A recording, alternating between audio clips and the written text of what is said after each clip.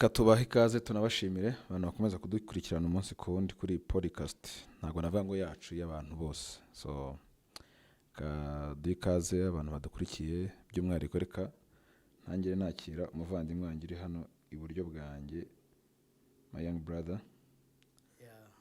You are most welcome. Thank you so much. Amazina yawe? Amazina yanjye nitwa Umugisha Bienvenue. Amazina nahawe n'ababyeyi. Abantu benshi nkunda kumva kwita ngo Godson. Ibyo bintu wabikoze gute? Aya namwe mu mazina adusanga mu kazi nyine. Kura bitewe n'ibyakunda n'ibyakora bigira andi mazina bimuzanira. Ubwo Godson ni izina ry'akazi? Yeah, Godson ni izina ry'akazi nyine. Byavuye kuki? Byavuye ko maze kwisobanukirwa nasanze nyine ndi umwana w'Imana kuruta uko nta mfite inkomoko y'abantu gusa bahabasanzwe. Umwana w'Imana. Yeah.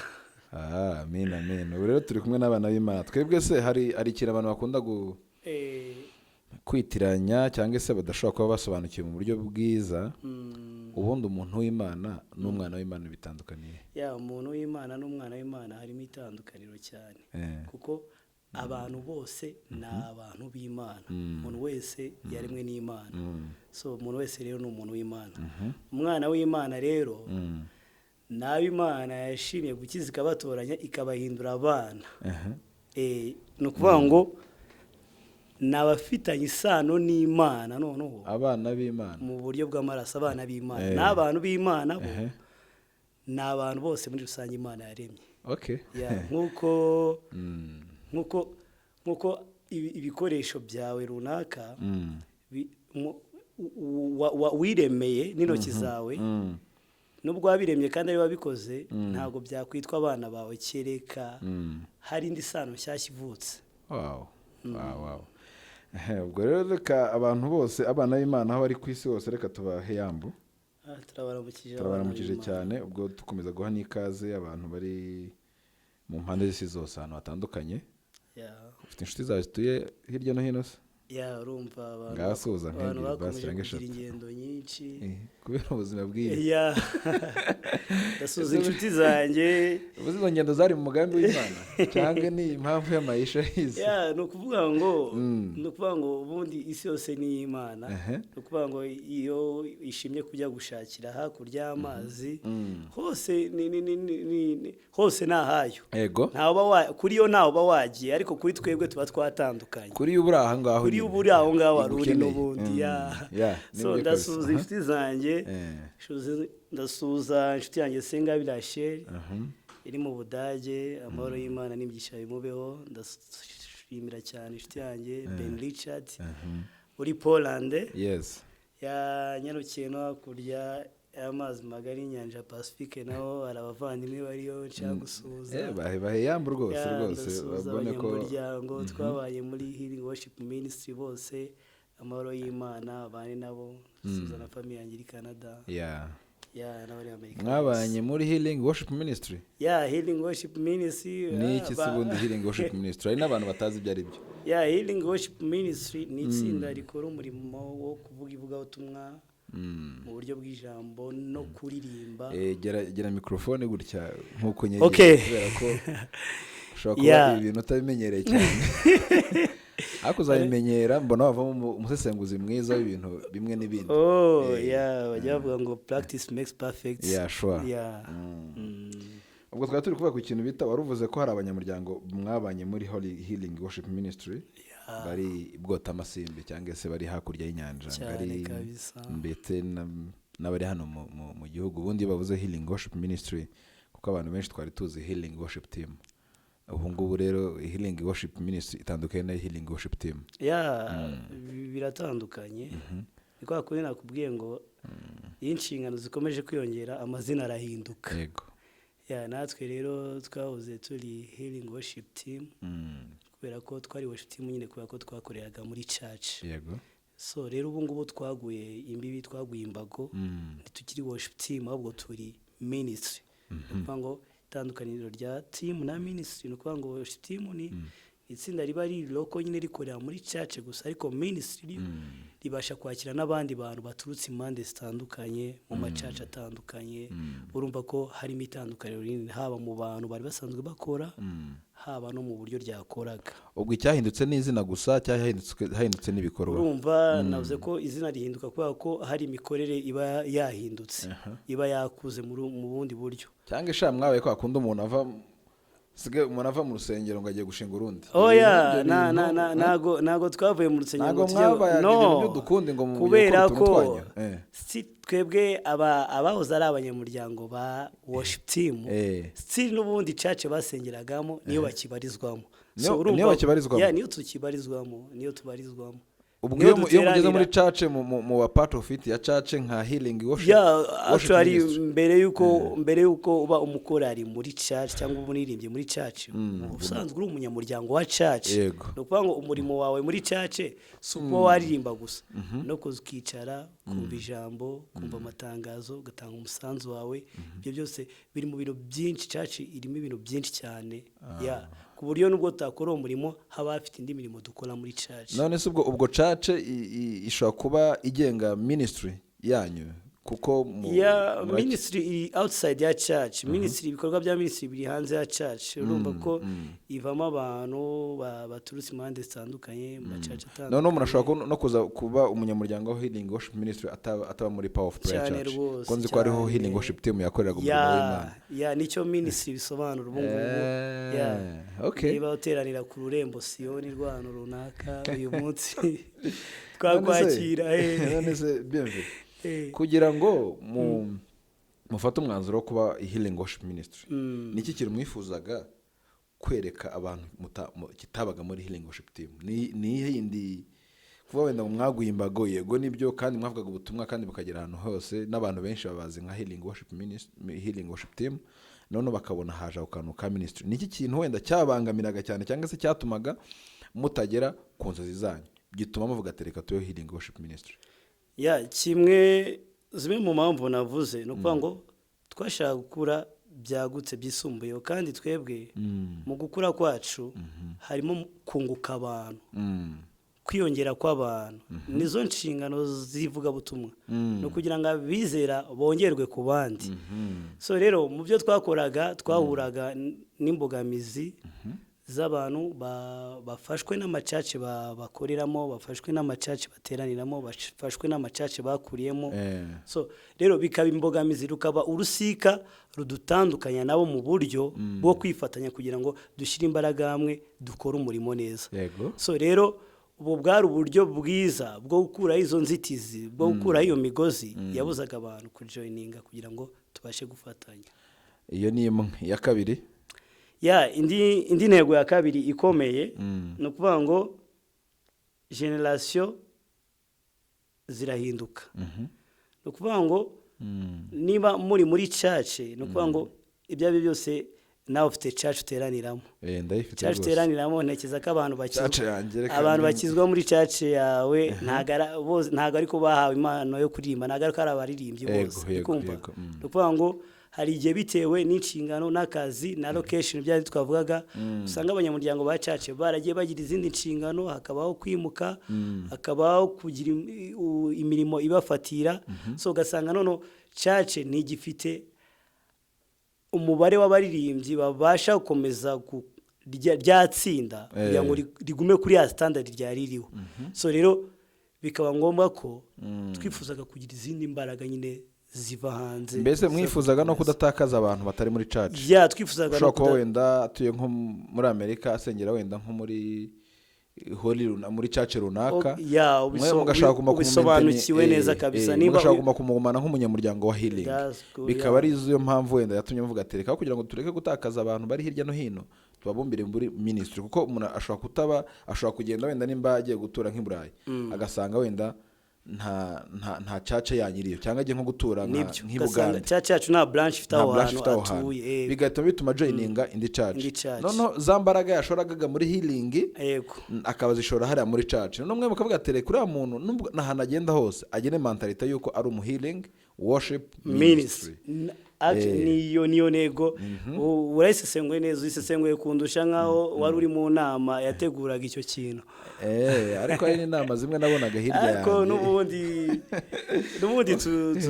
tuduhurira muri byinshi cyane ariko reka tubahe n'ikaze rwose tunabashimire rwose kuri icyo gitekerezo murakoze cyane ariko intego nyamukuru ni ukugira ngo abantu hunguke kumenya Kristo niyo ntego kabisa uko byagenda kose munabikoze mufite izindi nyungu mutekereza cyangwa ikindi kintu mushingiyeho ntekereza ko mwaba muri guta intego y'ivugabutumwa twaba turi guta intego y'ivugabutumwa cyane twaba twaratandukiriye ni ukuvuga ngo n'ubundi kuba twarabaye minisitiri ntabwo byadukuye kubo twabanaga nabo kubo twakoranaga bienve nkuzi nk'umunyamuryango kuva kera wa healing worship team kuva kera rwose itangira uburyo yagiye growinga ikura uburyo inzego z'ubuyobozi zagiye zihinduka amalbum mwakoze uburyo mwabaye FM ahantu hatandukanye mukora indirimbo nyinshi reka tuvuge ko mwabaye ibyamamare reka tubivuge muri urwo rugero hano mu Rwanda muri East Africa n'ahandi hantu hose so ubu ngubu rero mukaba muri healing worship ministry mumaze gukora album nimba ntibeshye album ya mbere mumaze gukora album ministry ifite album okay ubu ngubu ni iki kintu okay mu buryo bw'ibigaragara nk'ibyo wenda twari tuzi mwakoraga ni iki kigiye kwisumburaho ku buryo mwataga ubutumwa mu buryo bw'indirimbo ni iki kintu muteganya muvuga ati turashaka ku bintu kubivana kuri urwego tukabigeza kuri urwego kuko urwego mwari muriho rwa worship team narwo ni rwiza turashimamo Imana ko rwagiye gufasha abantu bose ariko ntibyaba ari ikibazo igihe twabona ko ibintu biri gusubira hasi kujya hejuru ni kino no muri gutekereza kugira ngo ejo n'ejo bundi ibintu bifate indi ntera ndende yabajije neza cyane ese mumaze kuba minisitiri noneho ni iki what the next so ibikurikira byo ni byinshi cyane already byaranatangiye dufite album iri hanze bayirebe channel yitwa gute bayirebe urumva twanahinduye channel ntabwo ikiri worship team channel mwahinduye iki se channel nukuvuga ngo nukwagura imikorere nibutsa abantu ko ntabwo tugikoresha channel ya healing worship team tukaba dukoresha channel ya healing worship ministry niho wasanga ibikorwa bishyashya update zose niho ziri guca ubu ngubu so nari kuvuga rero ibyakurikiyeho nyuma y'iki gitekerezo cya ministry ni byinshi cyane twungutse abanyamuryango bifuzaga kutujoininga twungutse amaboko menshi cyane atandukanye kuvuga ngo dufite n'abanyamuryango batari kuri tere ariko babana natwe mu bikorwa bya buri munsi nk'uko wabivuze abagiye i Burayi abagiye Amerika abari muri Afurika mu bihugu bitandukanye bari kwiyumva nk'abanyamuryango ba ministry kuruta kwiyumva ko ari abantu bigeze kuba muri worship team runaka y'ahantu runaka batakibarizwamo urumva imbaraga zariyongereye ntabwo biba byoroshye ibintu bya minisitiri ko nabonye bitoroshye sinzi wera kuki uvuga ko bitoroshye ni impamvu uvuga ko bitoroshye buriya iyo ikintu kibaye minisitiri kiba kitakibarizwa gusa mu kuririmba nk'uko twari tubizi wenda muri healing worship team hanyuma yo kuririmba mwicara mugahimba indirimbo ikindi kintu abantu bagomba kwitegura ni igiki ministry irimo ibintu byinshi cyane biri hirya yo kuririmba no kugaragara ku ma stage irimo ibintu byinshi cyane harimo tugira department y'ivugabutumwa ikintu nacyo gisata ngiye mbarizwamo cyane kuruta uko zambona kuri microphone ndi kuririmba tenor nziza cyangwa alto nziza no kuvuga ngo imikorere yariyongereye urumva tukiba muri church umurimo wacu twari kuririmba kandi none zo uzi kuririmba sinari umuririmbyi mwiza ku rugero n'abandi benshi kuri level yanjye nyine wahagaraga ku murongo narikirizaga nanjye nari umubekazi ku buryo ijwi ryanjye niryitambika mu yandi menshi y'abandi rigendera muri ayo ngayo nyine bakati kweli rikumvikana cyane ryumvikana uriya korali aba ari assemblée y'abantu benshi cyane ku buryo kugira ngo uhabwe iyo microphone uba wahatanye cyane ubagaragaje ko ufite ubushobozi buri hejuru kurusha ubw'abandi ariko nawe uririmba nyine numva abantu bavuga ngo ushobora kuvuga ngo yanaririmba ubundi niryo tegeko niryo tegeko ubundi umuntu wese ushoboye kuvuga yashobora kuririmba iyo utagize ibibazo ngo ubure n'umutoza mubi ntabwo ayo mahirwe yo gukoresha ijwi uvugisha ngo uririmbe bivuze ko yigeze guhura n'abatoza babi oya ariko hari umutoza wibanda ku bantu gusa bari talented hari umutoza ntare mu muntu ahubwo akibanda ku muntu uri talented abo batoza n'ahantu bari ahantu henshi bareka kumenya hari n'abatoza batangira bafite umwete wo gukoresha abantu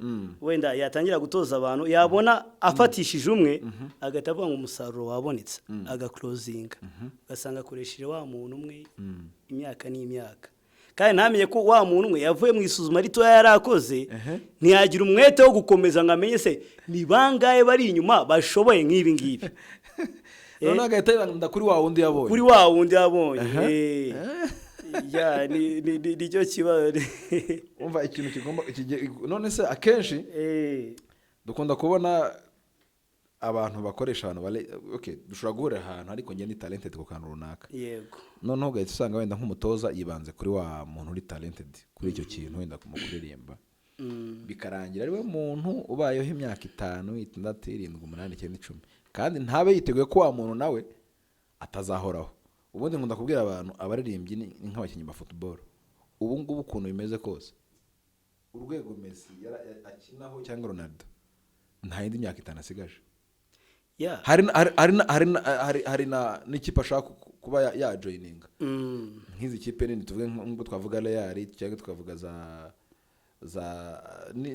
Barca n'izindi yahozemo tukavuga za Manchester. Urumva ntago yafitingamo kubera ko ibyo yari afite yarabitanze byararangiye. Iki si gihe cyiwe no kuvuga ngo ari joke bajya bavuga ngo imyaka ni nk'inkorora nawe ujye yihisha nyine tu ibikorwa byose umuntu akoresha umubiri no kuvuga ngo umubiri ntago uri constant, ntago uhora ku kigero kimwe.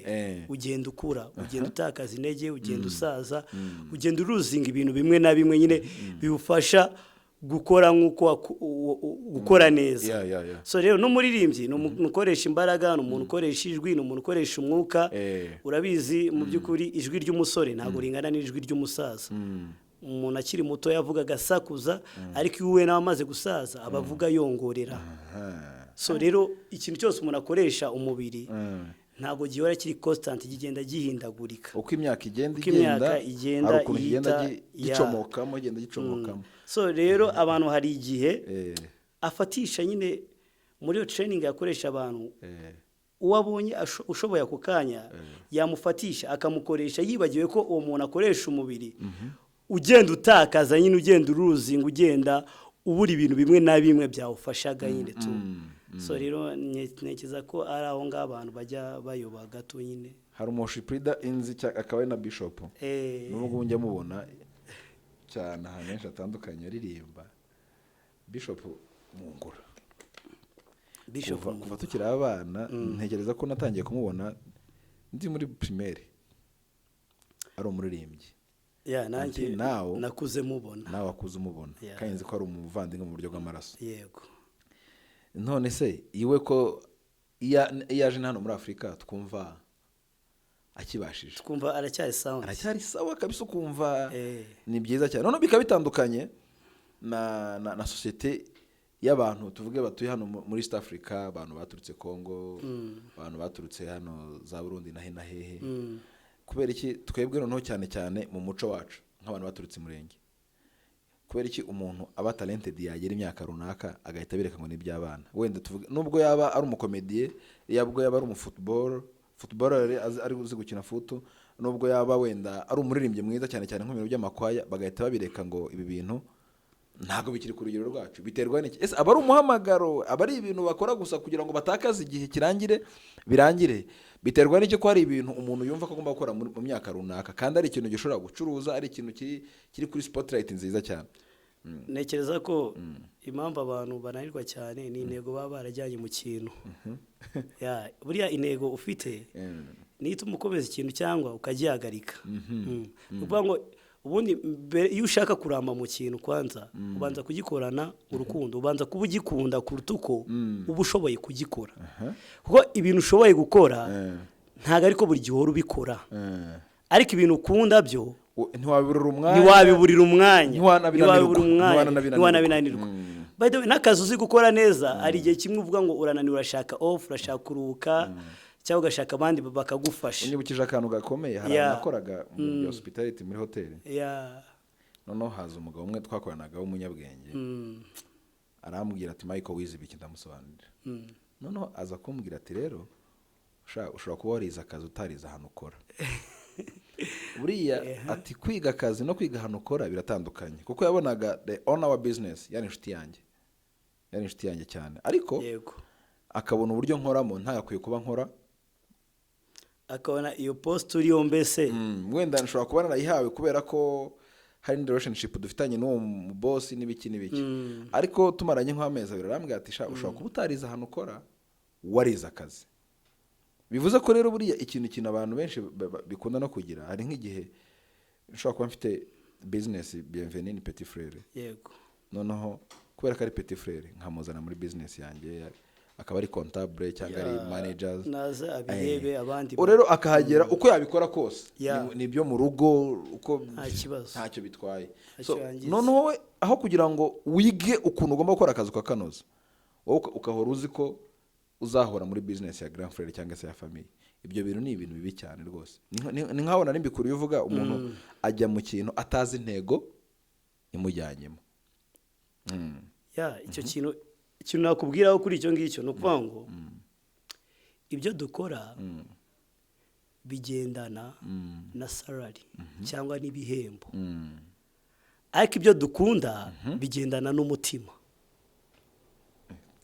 Tangiye kugizana udukote. Si ngombwa ngo bayandike, ibyanditswe byera birahagije. Komona reka zuza umugabo bita Birori ari mu Budage. Ngo niwe muntu ngo watangiye ibintu by'amakote, yarambwiye ngo abagabo bandi bose bavuga butumwa ngo ari umuntu ambwiye ngo ibintu ngo biharaje ngo ibintu by'amakote, ngo ubundi ngo Birori ngo 2006 2007 yanditse kote ivuga ngo ishyaka ry'umurimo w'Imana. Umugabo ndamuze agira koti ziryoshye, ngo niyo bira ngo watangije ibintu by'amakoti rwose. Merutse gusoma stati ya WhatsApp yiwe, yari yanditseho ngo niba yari mu Cyongereza, ariko yavuga ngo niba ugira umuvandimwe washatse, ngo niba ufite mukuru wawe washatse, ngakaba cyohereza iwanya amafaranga, ngo shimira umugore wiwe ko afite umutima mwiza. Birori konti yarategeye cyane kabisa. Mbese kohereza amafaranga abikesha umugore. Nukuvuga ngo niba ufite mukuru wawe washatse ukabona arakibuka family akabukubitiramo, ugati shimira umugore wiwe. Grand frère yohereza amafaranga ujya wandikira umugore umugati uriya mugore wiwe niwe password ya momoye, niwe pin ya momoye, nukuvuga ngo atemeye biragoye. Ariko Birori rwose ngo icyasekeje n'ukuntu undi muvandimwe yambwiye bahariya niba wari kukanyoreza, ambwiye ati buriya Birori amakoti niwe yatangije, ati ibintu bindi abapasiteri bari hano b'i Kigali n'abandi bantu biyitirira ngo ibintu by'amakoti ahita arayinyoreza. By the way ntago ari black, nuko cameraman wanjye hariya asifiwe atabigeraho, ariko rwose yahise anyoreza koti Birori yakoze za 2006 na 7 ayishyira no kuri Facebook. Ni rwose ubutumwa barabuvuze, ariko yaje ku amakoti bayarekere Birori. Nyaboneka Birori ibintu by'amakoti. Abapasiteri bajya mu bintu byo gukotinga gute kweri? Ibyanditswe batarabisobanura bitarashira. Ibyanditswe byo nyine birisobanura. Okay, mu byukuri reka nkomeza ngushimire kandi ariko twari turi gukomoza kuri Healing Worship Ministry kandi dukomeza kubashimira tunabakuraje Imana ibaho umugisha bagira n'igitaramo bakora rimwe mu kwezi cyitwa umuhoro wabera kiba icyumweru cya kabiri cy'ukwezi kikabera kuri Kimironko ahantu bita World Salvation Kimironko abantu bakeneye gutarama bakeneye kumva ijambo ry'Imana bakeneye kumva indirimbo nshya bakeneye guhabwa umugisha bazaje baza ariko ikintu na requestinga mujye mutumira na young generation bavuga butumwa bakiri bato kubera ko kuko aba bagabo bari gukura bavamo ntago bazahora aho ngaho icyo kintu twagitekerejeho tunihereyeho kuko kenshi cyane wasanga amatsinda y'abaririmbyi azwi ibintu byo kuririmba ariko akaba ataproducing umuvuga ubutumwa mwiza ku buryo bamuha agatuti nkuko bagenda bakicara ahandi bakabwirizwa n'abasaza n'abagabo bakuru nabo ni beza ariko tureka nabo tubashimire katubashimira kuko iyo turashimira n'abasaza bakuru twigiyeho nicyo nanjye kuvuga no kuvuga ngo ubundi umuntu wese agomba kuba afite umwarimu wese agomba kuba afite umumenta akurikirana umunsi ku wundi wigisha ibyo wumvishe wabyigiye kuri inde udere kuzana story zawe n'ibitekerezo byawe ngo wanditse n'igitabo ibitabo n'ibitekerezo bya muntu umwuka w'Imana wishurirwa abantu bakavuga ibiva ku Mana nibo twicara ku birenge byabo bakaduhugura rero hamina cyane reka tubashimire rwose abantu bagiye baduca imbere imyaka myinshi Imana ibaho umugisha kandi ikomeze bashoboze bienve reka tubahereze na Paul Healing Worship Ministry dutange Paul ku muryango mugari cyane as team mwese nka team yacu twese bavandimwe n'inshuti kubura umuvandimwe Cherissa ni inkuru yamenyekanye muri iyi minsi nayimenye ku cyumweru nijoro reka tubaye Paul rwose kandi tunatanga Paul ku muryango wabo mukuru cyane rwose numvaga nijoro turi mu kiriyo batubwira ko ari umuryango w'abagunga ntago ndi kwibuka papa we nyirizina neza izina ryiwe ariko yitwaga Seka nimba ari Seka cyangwa Seka ntago so no urabona bari babuze na papa wabo mu myaka nk'ingahe ishize mu gihe cya covid none muri iki gihe babuze n'umukobwa harya Cherissa yari umwana kangahe mu rugo yari umwana wa gatatu avukana na Shema Cherissa na Shenise na Shanita wabaye na Miss Rwanda mu West Africa so ibi bihe rero ndabizi ntago biba byoroshye uko natwe tugeze kubinyura mu Kingdom kubura umunyamuryango muririmbyi twabuza abaririmbyi bagera muri babiri Imana ikomeze bahe n'iruko ridashira natwe tuba dufite memory nyinshi tubibukiraho kandi so rero Cherissa yari muntu ki mu buzima bwanyu ubundi Cherissa ni muntu ki mu buzima busanzwe kuvuga kuri Cherissa muri mwanya biragoye cyane ariko inzibutso yadusigiye ni nyinshi cyane ku buryo byaba bitangaje kuba twabura icyo tumuvugaho niyo yaba umunota umwe Cherissa yari umuntu utangaje ntabwo ari za nkuru bavuga abantu bose kubera ko badahari cyangwa iki ngenda avuga ubuzima nabonesheje amaso yanjye ubuzima twabayemo kandi yari n'umuyobozi muri Healing Worship Ministry yari SG yari secretary so urumva ndavuga ubuzima twabayemo Cherissa yari umukobwa usa neza ku buranga akaba umukobwa w'umutima akaba umukobwa w'ishaka akaba umukobwa ukunda Imana yego Cherissa joininze kwaya abishaka kandi abyishimiye ntago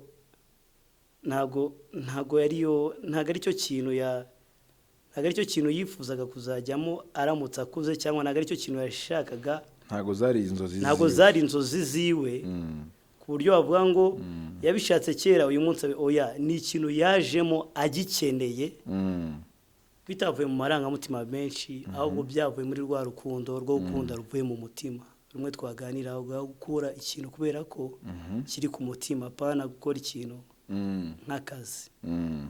So icyo nicyo navugaho kuri Cherissa. Mu by'ukuri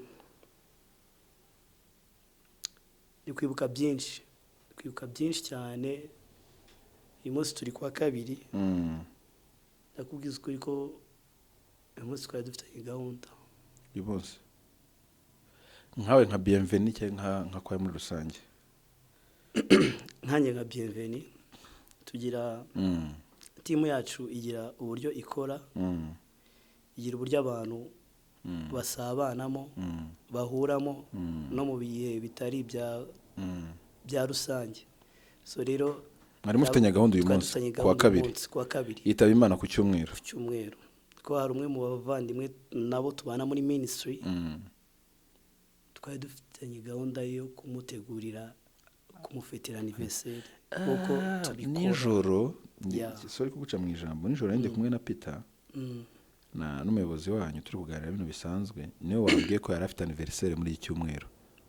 Bari banaherukana, bari no kuvugana, ari kugenda mujijisha mubwira bimeze bitemeze gutya nuko.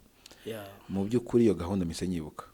Nibyo niko bimeze no kuvuga ngo hari urumva timu iba irimo abantu benshi barenga 80 barenga ki. Hari uburyo duhura, hari timu y'abahura basenga umunsi wo kwa kane, hari abahura mu buryo buri sociale.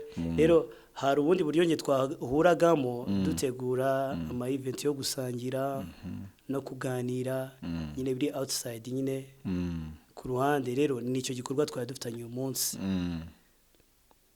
kuri itariki kabisa. Bienvenue urumva inkuru twese yatugezeho ku cyumweru ku mugoroba tuvuye mu materaniro. Yego. None se ko mwari mufite umuhoro w'abera, Cherissa ntago yabonetse kuko narabikurikiranye. Nibyo.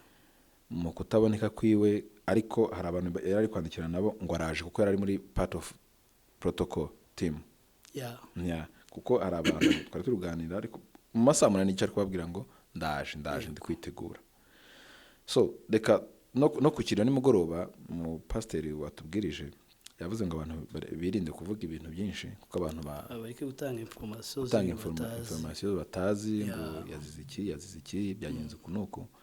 Twese twabyakiriye nk'urupfu rutunguranye, kandi urupfu ni ikintu umuntu atagemenyera, kandi nicyo kintu umuntu yicara azi ko kizamubaho cyonyine mu isi. Nicyo kintu buri muntu aba yicaye azi ko kizaba abaho azi ariko atemera mu mutima wiwe. Ibintu hari ukuntu binasekeje wa mugani. Nicyo kintu cyonyine umuntu aba azi ko kizamubaho. Ariko nyine umutima utakirizinga neza ngo ucyakire koko nyine. You know, for example, ndamutse ko menye ko nzapejo mu bwenge nyine nkamenya ngo nzapejo. Umuntu akubwira ngo ejo kuzapfa ejo kuzapfa wafashe bino bintu byawe ugasiga ubitunganyije. Nshobora kudautinga kuri icyo kintu. Adeda banakagombye gusiga nkubwe nkati hari ibintu byanjye bya bibitsanga, hari ikibanza nanifitanga, hari umushinga umeze kunuko. Abantu benshi mu buzima baragenda, ibintu bimwe bikaburirwa irengero, ibindi ntitumenye amakuru yabyo kuko nyine nubwo umuntu azi ko azapfa ariko ntago ari shuwa koko nyine. Ni nayo mpamvu usanga ahorana secret ziwe, ahorana amabanga yahora abitse nkaho n'ubundi akiriho agifite ubuzima. None tugarutse ku muvandimwe, mukimara kumva iyo nkuru mu by'ukuri aho wari uri wewe ubwawe wari uri he? Ninde waguhaye amakuru ko Cherissa yitabye? Numvishe amakuru tuvuye mu gitaramo, tugira igitaramo cyitwa umuhuro w'abera twakivuzeho. Twe nk'abanyamuryango bababwiriye hamwe se buri muntu yagiye yakira message ukwe? Twakiriye message igitaramo cyarangiye, twatashye twatandukanye abantu bose batashye. Ariko nge n'inshuti zanjye iyo turangije igitaramo n'abavandimwe tubana muri ministry ntago duhita dutaha.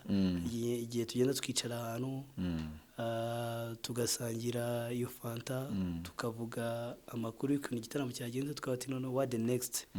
Tukiri muri ibyo ngibyo rero nibwo twabonye message kuva ku mubyeyi we atubwira ngo umwana yarangije. Actually n'umubyeyi we nkomeza no kumwihanganisha, twari twabanye mu gitaramo. Yego ndabizi ko yari mu gitaramo. Yari mu gitaramo kabisa kugeza kirangiye. Urumva yari mu gitaramo ategereje ko umwana aza anytime, kuko byari masi ko umwana agomba kuza mu gitaramo, kuko iminsi yose naje naramubona.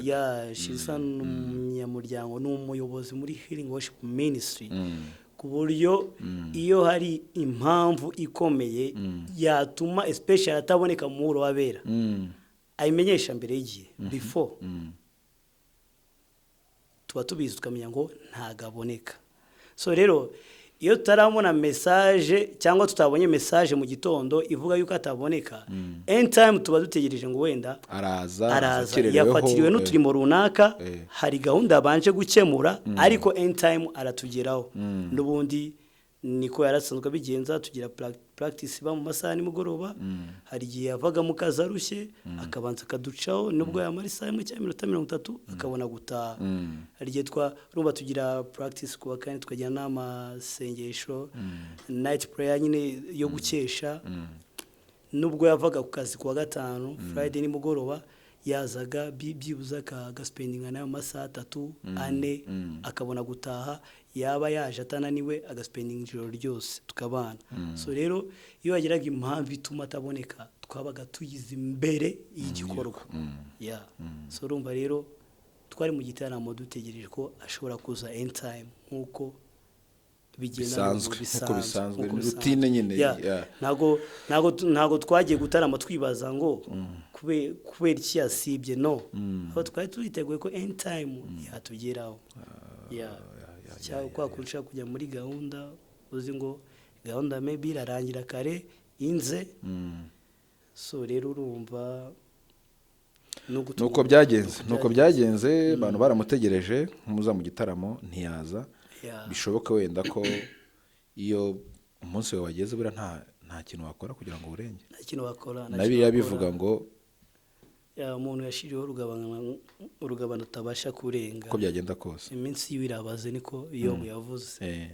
Nukuvuga ngo uwo munsi wansanga ndi kuri church, ushobora gusanga uri ahandi hantu ndyamye, wansanga igifite icyo gisobanuye sa ahantu witabiye Imana. Nukuvuga ngo igifite icyo kivuze aho witabiye Imana ntacyo bivuze, ntacyo wavuze. Igifite icyo kivuze n'uko uri we ku Mana wowe, n'uri ku Mana, kuko ikiduhuza n'Imana si isano yaho twaguye, ahubwo ni isano dufitanye n'Imana ubwayo. Kote ndabona ndi uzandika ari nyinshi umunsi. None se bienve mu byukuri reka tuvuge Cherissa ubundi akiba joining yari ntago tuvuga ngo yari mu ntoki, kuko wenda hari ubundi buzima twari tumumenyereyemo, ariko akimara kuza mu byukuri kuba umunyamuryango worship team, akimara kuba joininga, ni zempinduka yazanye contribution yiwe mushaka kutibagirwa, cyangwa se urwibutso rutangaje ajya asiga mu baririmbyi. Kuko by the way n'ikindi kintu Peter yambwiye ko yari amaze amezi make abanyakazi, yari umukozi muri Beka, umukozi muri Beka. None icyansakije no ukuntu Peter yambwiye ati hari umunsi ngo bahuye bari kumwe n'abandi bavandimwe muri Healing, ati umushahara wose yari yahembwe muri iyo minsi, ati yarawufashe arawukoresha mu bikorwa nyine by'ubugira neza, amafaranga yiwe yose. Ati ngo sinzi hano bagiye muri restaurant bagiye gusangira, ngo abwira Peter ati uyu munsi nta mafaranga afite, uraza kunsova aramfasha arankubitira uyu munsi, ati niwe ugomba kwishyura izi facture. Ngo amuha detail, arambwira ati byagenze uko yanayakoresha ibi n'ibi.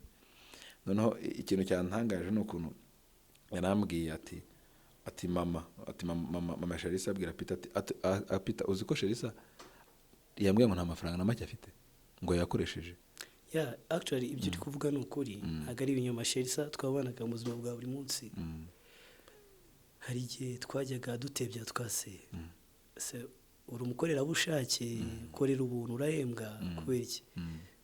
Iyo tugeze ku bintu byo kwishyura amafagitire uhora utaka ngo nta mafaranga, biba bimeze gute? Ni ukuvuga ngo Cherissa amafaranga yabonekaga yamugeraga mu ntoki, yarangije kuyapangira gahunda zose, ndafasha ndakemurira ndi kibazo, ndasapotinga nde ndatwerera nde ndakorera surprise nde n'umuntu wahoraga mu dushya nyine two gutungura abantu gushaka utuntu dusa neza gushaka ibintu byanezeza abandi byazana umunezero muri societe nuko ngo ntago ari umuntu warubereye ibyishimo bye gusa ahubwo yarabereyeho n'ibyishimo by'abandi nyine ku buryo twe turabavandimwe nyine ku buryo atubwira akatubwira ati nta kintu mfite ibyo nari mfite nabitanze ameze nk'undi muvandimwe witwa Didier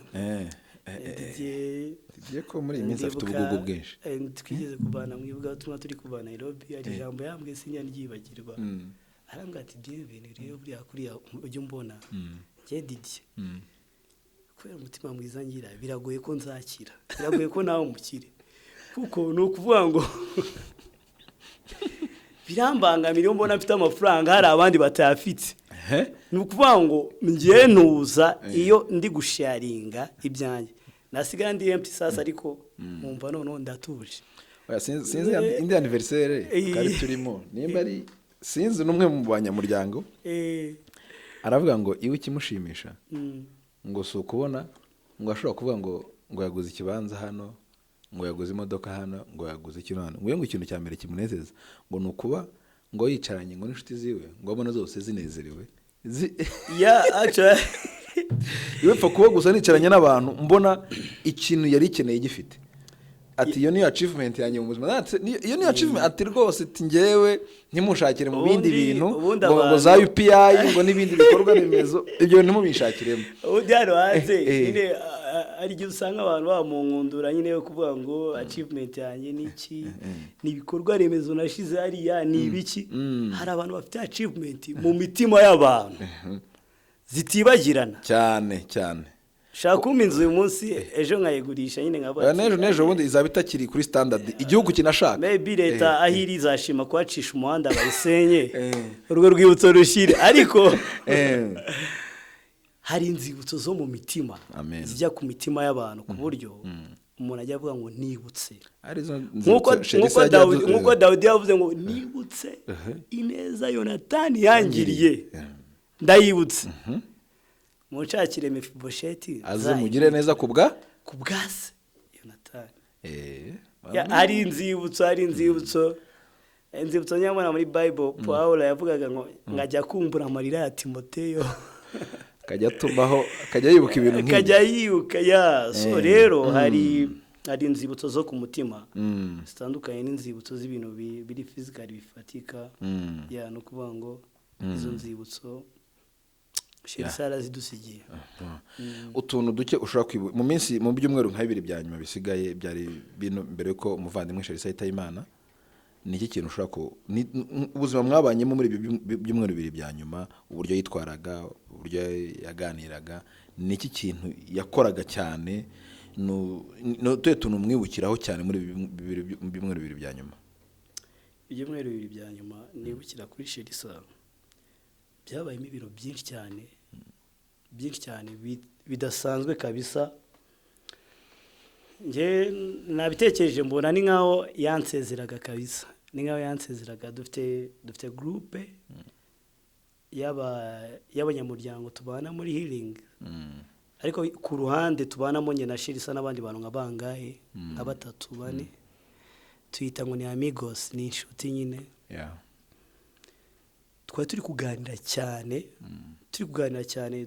tuvuga uburyo tugomba guhura muri iyi minsi tugasangira tukavuga amakuru tukareba impinduka twazana mu murimo nyine tukareba ikintu gishyashya twa create no kuvuga ngo guhura kwacu umwanya wacu ni icyo wamarira ministry ni icyo wafasha ministry icyo ni ikintu kimwe twakoze muri ibyumweru 2 icyo kiri mu bintu byabaye ikindi hari gahunda ya shooting twari turi gutegura no kuvuga ngo twahoraga turi gutebya mu gipindi tuvuga se uzambara gute uzagusute none ko tuzambara umweru aho ngaho ntuzaza wambaye ikanzu y'abageni tugatebya gutyo hari umushitsi tubana ngo ni Grace yari yambwiye ati nzambara ikanzu y'umweru hose igera ku birenge kanzu y'umweru buriya Cherissa yavugaga ubwo nyine niyo ngiyo nukuvuga ngo ibintu biratangaje ni iyi ngiyi rwose yambaye n'umugeni wa Kristo twabiteganyaga kabisa next week aravuga ati ngewe nzambara ikanzu y'umweru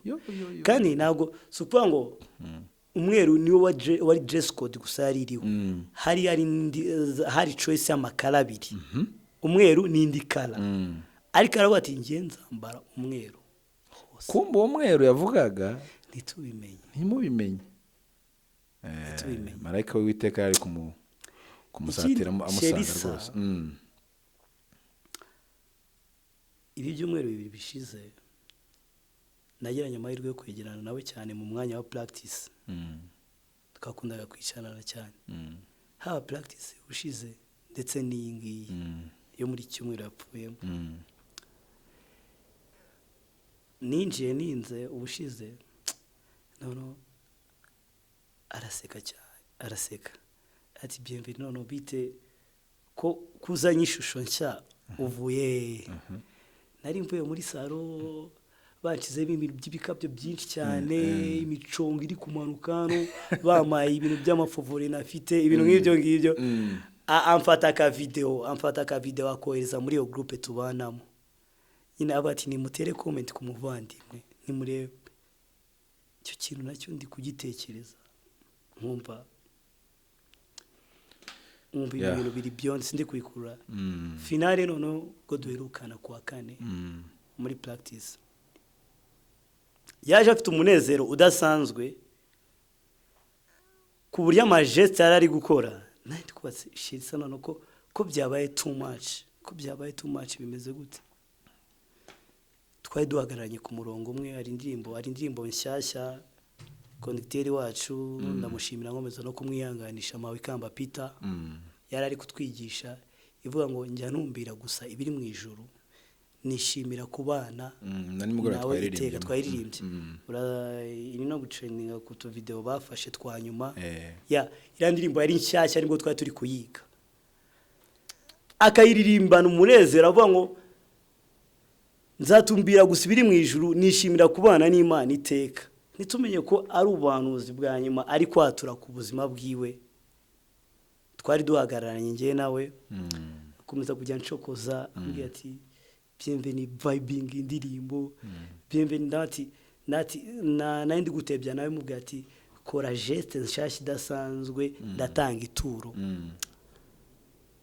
mu by'ukuri biratangaje cyane muri uwo mwanya kabisa turi muri practice kwa kane nibwo twaraganiriye cyane ku buryo umuyobozi wakora yatubwiye ati ko mwateye igipindi cyane aho Cherissa aho kwa ba Cherissa mwashakuje Cherissa mu mutandukanye na bienvenue n'undi mukobwa ngo ni Grace Crown no kuvuga ngo yari afite ibiganiro byinshi birimo ibyishimo birimo umunezero uburyo yavivaga yakoraga geste wabonaga ko n'umuntu ufite umunezero utangaje nyine twari turi kubona ishusho yisumbuyeho ko twari dusanzwe tubona nyuma yaho ngaho kuko n'umuyobozi muri komite habaye n'akanama komite yari ifite inama yiga ku bintu bitandukanye ku bikorwa bitandukanye dufite kuri projet tuba dufite ku cyumweru y'umuhuro twari dufite kuvuga ngo iyo nama yayibayemo wumve ko practice wumve ko irangira 3:00 nyuma ya 3:00 nibwo twatangiye inama kwa kane twatandukanye nko mu masaa 5 hafi mu masaa 6 agiye kugera dukora inama mupanga ibyo dupanga byose tuvuga amakuru atandukanye dushira ibintu ku murongo turatandukana turataha neza nta kibazo bukeye ndibuka bukeye kuri groupe DJ nibwo yohereje video ya practice twari turimo kwa gatandatu DJ arayitwohereza ku rubuga ndibuka amagambo yanditse nyine yerekana bya bihe twari turimo navuze nyine Cherissa yagaragaje muri video nyine arabati no DJ yatwohereza video agace gato yanditseho ngo acteur bienvenue ngo n'umu actrice Cherissa mbese uburyo yactingaga mu ndirimbo yaje ameze nk'umu actrice nyine nk'umuntu uri kuviva ibintu mu buryo buri excited ku buryo umuntu akatinga ako gace akaba ariko kamunezeza muri iyo video akakazana. Nagiye mbona abantu benshi bagashyira ku mastati. Urakabona ku mastati menshi kabisa. Kariya gace Didier niyo muntu wa mbere wagakase akazana muri groupe. Amwita actrice. Aravuga ngo uburyo yakitinzemo bwari so amazing nyine. Reka dukomeye twiyanisha na Didier rwose ari mu bantu bayishoke cyane nijoro yari yatunaniye yababaye. Yari inshuti ye iri close. Bahuza vibe cyane mu kuganira gutebya katumwihanganisha rwose n'abandi bose nabonye baba bayikora yose mu by'ukuri. Komite yose abaririmbyi bose umuryango mugari abantu inshuti bana b'abakobwa bose bari hari abato yabereye urugero ko yari umuntu uri active cyane wakoraga cyane niwe twabwiraga ngo abakobwa ko badasenga ko batari ni wowe ugomba kubakebura mu by'ukuri. Yari muto mu myaka ariko inshingano yari afite zatumaga bamukuru cyane. Ako buriya reka tunashima Imana kubwiwe buriya biragatsindwa. Nabonye n'uburyo abantu bamutabaye cyangwa batabaye iwabo. Irano n'umubano mwiza duhera ku babyeyi cyane bafite ababyeyi bakijijwe guhera kuri mama we. Buriya nta shyano ririho nk'umuntu kwitaba Imana akabara abantu bamutabara cyangwa se ugasanga ku kiriyo ciwe abantu katubivuge gutyo ugasanga abantu gusa babuze icyo bavuga bari gukina amakarita n'ibisoro n'umuvuga batumwa bivuze bavuga batumwa bari hariya. Ariko wabonaga ko ikiriyo cya Cherissa ni ikiriyo cy'abana b'Imana. Abantu barahari bari kuvuga Imana. Ahubwo umuntu wese ajya yibaza in case nanjye mvuye muri ubu buzima ku kiriyo cyanjye abantu bazabasha hari ubuhamya nzaba mfite. Nzabona n'abantu baririmbe niyo ndirimbo yo mu gitabo niyo ushaka bareke kurimba iyo Cherissa yanditse n'izindi zose. Actually umuntu aherekezwa n'ibyo yabagamo. Uramutse ubana n'abasinzi aribwo ubuzima ubamo ku kiriyo cyawe itegure ko tuzagura inzoga bazana amacupa y'inzoga na marikeri menshi bakayicaraho bakaganira ku buzima mwabanyemo musinda. Niyo makuru baba bagufiteho nibwo buhamya bwawe. Aho kandi ntago babarenganya cyangwa blaming kuko bari gukora icyo mwabanyeho. Bari kuviviye mwabanyemo urwibutso rwa Nabo ni icupa n'ikirimo nicyo mwaganiriragaho. So bari kubikora kugira ngo bibuse bya bihe mwabanyemo. Ko nukuri nibyo ngibyo. So nukuvuga ngo rero reka ko expecting ibintu ahubwo tangira umenye realite umunsi nzitaba Imana. Sometimes hari igihe njya mbona abantu bapfa abandi bagashaka kubaremira ibirori bitandukanye n'ubuzima babayemo. Ibyo bintu ntabwo ari ngombwa ndamenyesha ko bakwiye kubirika kuko ntacyo byahindura ku isano ry'imibereho yarabayemo. Nukuvuga ngo umunsi wawe w'ikiriyo ntago wahindura isano ry'ubuzima wari usanzwe ubayemo. Rero ni n'ikindi kintu abantu bagira ntimukajye mushaka kuvuga neza umuntu ku munsi yatabarutseho. Ntacyo byongera. Ugashaka kumuremera amateka atabayemo ubuzima atabayemo ugashaka kubisigariza. Ibi bigomba kwigisha abantu gucunguza uburyo umwete kuko igihe ni gitoya iminsi irashira. Ubundi no kuba nicanga ni igitangaza kuba napfuye mu masaha ashize. Yes. None bafite gahunda yo gupfa? Ntayo nari mfite gusa n'abapfuye nabo. Ntayo bari bafite. So it's amazing biratangaje. Gusa nyine kubera ko umuntu kamere ya muntu iba yumva ko iteka ryose ari guteganya mu myaka 30 40 50. Abanyigisha nigeze kumva ari gusobanura ku buzima bw'abantu. Aravuga ngo Adamu ngo Satani igihe yashukaga Adamu ngo aramubwiye ngo nurya kuri urubuto ngo uzamera nk'Imana.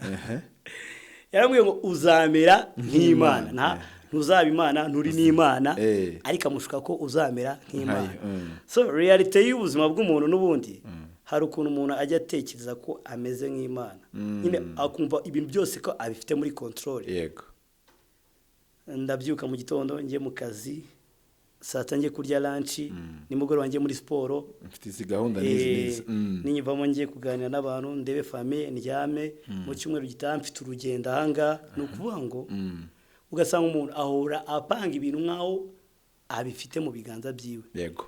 Ariko nyine ubuzima buraduhinyuza bukatweka yuko imitekerereze yacu iri hirya y'ikitwa ukuri.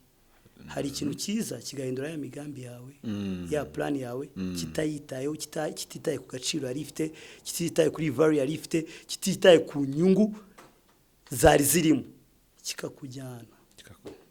Nuko ubuzima bumeze rwose. Ariko cyane cyane kubizera Imana, katubivuge gutya. Ku bantu bizera Imana. Ariko no gushishikariza abantu bose ugomba kumenya ko mu isi ntago ahantu ho kuba igihe cyose. Ntago ari ahantu. Ariyo mpamvu sokuruza wo kwizera Abrahamu ngo yengo amaze kubona umudugudu ngo azaturwamo azabamo. Kandi Imana ngo yubatse birawurema. Urumva ngo yarawubatse irangizira urema. Mbese ikintu uremye ni twavuga ko ni ikintu we wenyine wikoreye utahawemo support n'undi muntu. Nuvuga ngo n'umudugudu Imana yubatse irawurema. Nimaze kwiremera ngo Abrahamu ngo amaze kujya muri iryo yishurirwa ngo ubone, kandi avuga ko Abrahamu yari umutunzi cyane mu bantu babayeho bazanabaho. Abrahamu yari umutunzi cyane kabisa. Ariko ngo mu bantu ngo ariko ngo cyari gisekeje ngo nta na cadastre yagiraga. No kuvuga ngo n'ikindi kintu ngo yahisemo kwibera mu ihema. N'ikindi kintu gitangaje. Isomye igice cya 11 cy'abayoburayo kivuga intwari zo kwizera iyo gishiramo ba Abrahamu, gisoza kivuga ngo bose ngo bapfuye batarahabwa ibyasezeranijwe. So biri amazing uhita wibaza ibyasezeranijwe ni biki. Hari kushaka kuvuga ngo ngiye nasezeranijwe imitungo, ubuzima bwiza. Abrahamu ko yari abifite, why Bible quoting kavuga ngo bapfuye batarabona ibyasezeranijwe. Kandi mu bigaragara amaso ya umuntu wese arebaga Abrahamu akabona ari umuntu wo kwifuzwa n'umuntu ufite ibintu. Yari umuntu wo kwifuzwa, ari umuntu ufite abagaragu barenga 300 bamukoraga. Wowe niba uri umukire ntabwo barenza abakozi 3 iwawe mu rugo. Iyo yari afite 300. Ariko ikisetsa nuko aho hantu njya mpagera ngatangara. Iyo uri gusoma kira cyanditswe avuga uburyo amaze kubona uwo mudugudu ntihigeze ashishikazwa no kujya kubaka runaka. Ngo buriya ngo yabaye mu ihema ubuzima bwe bwose. Yafataga ihema shitingi akaba ariyo aturamo. No kuvuga ngo ni nka kundi iyo umuntu azi ko iwabo bateguye ibirori yirinda kugenda arya utuntu tw'amafuti ataza guhaga ataragera ku mafunguro nyanyayo akwiriye. So rero amen. Ijambo ry'Imana riraryoha. Ijambo ry'Imana riraryoha cyane. Byemve reka tugana ku musozi reka tugushimire kandi nanyu ushimire rwose. Ndagushimira cyane kabisa. Nanyu ushimire rwose. Urare rwawe ugira kabisa. Turi gutyazanya muri industry kugira ngo komeze guhugurana, komeze kungurana muri ubuzima ndetse no gutanga ubutumwa kabasha kugera kuri benshi. Reka tugushimire kandi dukomeza kubakomeza Healing Worship Ministry, inshuti zacu, abanyamuryango, abavandimwe twese dukomeze tujye gutabara. Umuvandimwe kiri kubera watubwirana kiri kubera ikiriyo kiri kubera mu Busanza bita kwa Bamenya. Hari hano bita kuri Nyungwe Garden. Hari munsi ya hoteli bakunda kwita ko ari ya Bamenya. Tubizi nimba ariyo cyatariyo. Hari big tent niyo biri kuberamo. Guhera saa 12 amateraniro kuba atangiye. Tukarangiza saa 3. Kandi harimo indirimbo, harimo nivuga butumwa n'ubuhamya. Hari ivuga butumwa, hari ubuhamya, rukuvuga ubuzima yabayemo, hari Salomo yavuze ikintu gikomera ngo kuba mu birori by'ikiriyo cyangwa kuba mu nzu irimo umubabaro biratuka kuba mu nzu irimo ibirori. Yego. Bivuga ko ahantu hari inkuru ibabaje niho haba kwiga. Niho ubuzima bw'umuntu buba attentive bwibuza ko bati none mbonye ko hari icyo nabasha kwiga gishyashya, kuko hari ureba wagiye ukabona ntacyo wamurushaga. Bimwe mu byo waranira kugeraho iwe yabigezeho, bimwe mu byo ushaka warabifite, bimwe mu byo utarabona iwe yarabishikiriye, ariko akabisiga akagenda. Ibyo ngibyo biragukangura bikaguha ati se koko ukeneye iki muri ubu buzima. Abantu rero batabare ni umuco w'Abanyarwanda, ni umuco w'Abakristo, umuco w'abantu bafite ubumuntu muri rusange.